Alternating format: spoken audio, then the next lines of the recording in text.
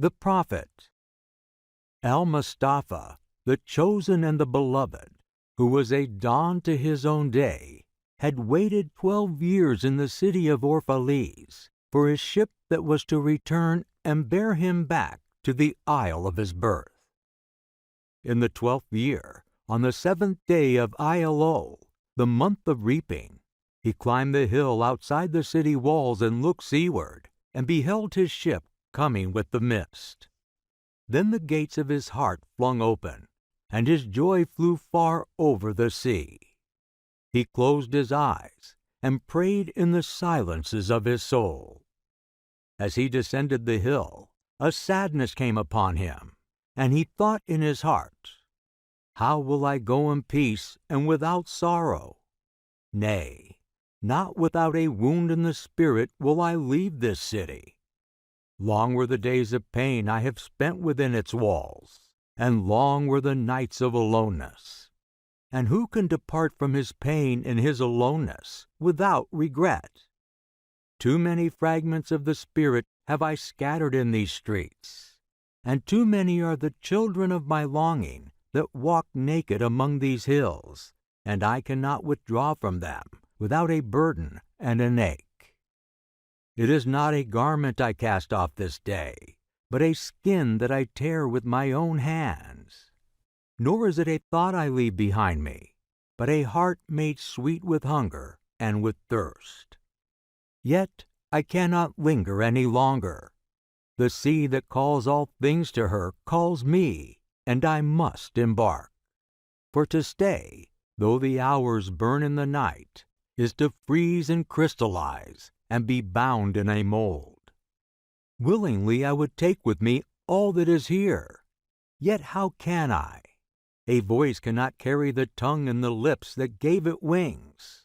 Alone it seeks the ether. Alone and without his nest will the eagle fly across the sun. When he reached the foot of the hill, he turned again towards the sea, and he saw his ship approaching the harbor, and upon her bow the mariners, the men of his own land.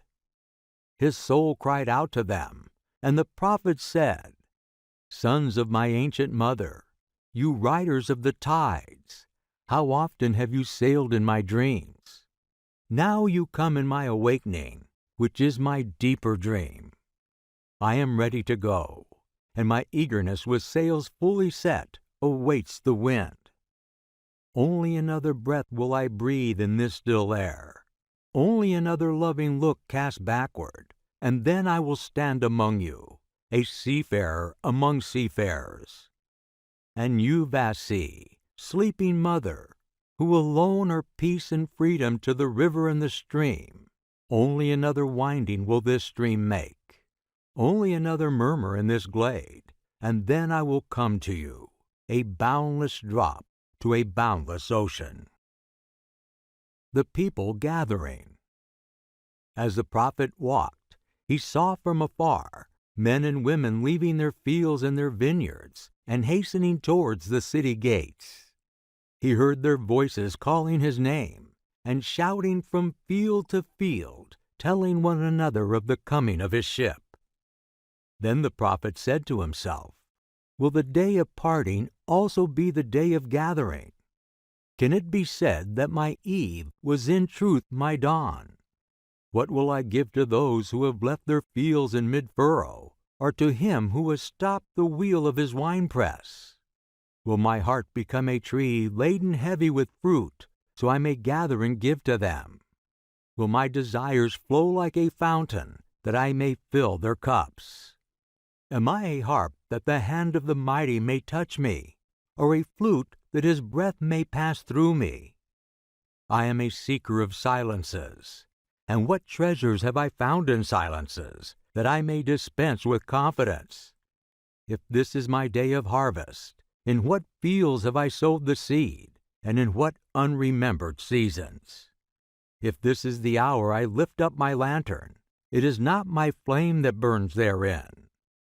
Empty and dark will I raise my lantern, and the guardian of the night will fill it with oil, and he will light it also." These things he said in words, much in his heart remained unsaid, for he could not speak his deepest secrets. The elders. When he entered into the city, all the people came to meet him, and they were crying out to him as with one voice. Then the elders of the city stood forth and said, "Do not yet go away from us. A noontide have you been in our twilight, and your youth has given us dreams to dream. You are no stranger among us, nor a guest, but our son and our dearly beloved. Suffer not yet our eyes to hunger for your face." The priests. The priests and the priestesses said to him, "Do not let the waves of the sea separate us now, or allow the years you have spent in our midst become a memory. You have walked among us a spirit, and your shadow has been a light upon our faces. We have loved you very much, but speechless was our love, and with veils it was veiled. Yet now it cries aloud to you, and would stand revealed before you. It has always been that love does not know its own depth until the hour of separation." Then others also came and entreated him. Yet he did not answer them, but only bent his head. Those who stood near him saw his tears falling upon his breast. The prophet and the people proceeded towards the great square before the temple. There came out of the sanctuary a woman whose name was Almitra, a seeress. He looked upon her with exceeding tenderness, for she was the one who first sought and believed in him when he had been in their city for only one day. The seeress. The seeress hailed him, saying, "Prophet of God, in quest of the uttermost, long have you searched the distances for your ship. Now your ship has come, and out of necessity you must go back to your home. Deep is your longing for the land of your memories, and the dwelling place of your greater desires. And our love cannot bind you, nor our needs hold you. Yet this we ask of you before you leave us, that you speak to us and give us of your truth. We will pass your words to our children, and they to their children, and your words will not perish. In your aloneness you have watched us during our days, and in your wakefulness you have listened to the weeping and the laughter of our sleep. Therefore disclose us to ourselves, and tell us all that have been shown to you of that which is between birth and death." The prophet answered, "People of Orphalese, of what can I speak except of that which is even now moving within your souls? Concerning love." Then Almitra the seeress said, "Speak to us of love."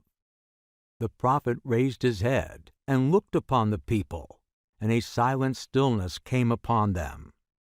With a great voice the prophet said, "When love beckons you, follow it, even though its ways are hard and steep. When love's wings enfold you, yield to it, even though the sword hidden among its pinions may wound you. When love speaks to you, believe in it, even though its voice may shatter your dreams, as the north wind lays waste the garden. For even as love crowns you, so it will crucify you. Even as it is for your growth, so it is for your pruning. Even as it ascends to your height, and caresses your most tender branches that quiver in the sun, so will it descend to your roots and shake them from clinging to the earth. Like sheaves of corn, love gathers you to itself. Love threshes you to make you naked. Love sifts you to free you from your husks. It grinds you to whiteness. It kneads you until you are pliant. Finally, love assigns to you its sacred fire, so that you may become sacred bread for God's sacred feast. All these things does love do to you, so that you may know the secrets of your heart, and in that knowledge become a fragment of life's heart. However, if in your fear you would seek only love's peace and love's pleasure, then it is better for you to cover your nakedness and pass out of love's threshing floor. Then go into a world with no seasons, where you will laugh, but not all of your laughter, and weep, but not all of your tears. Love gives nothing but itself, and takes nothing but from itself. Love possesses not, nor can it be possessed, for love is sufficient unto love. When you love, you should not say, God is in my heart, but rather, I am in the heart of God. Do not think you can direct the course of love, for love, if it finds you worthy, directs your course. Love has no other desire but to fulfill itself.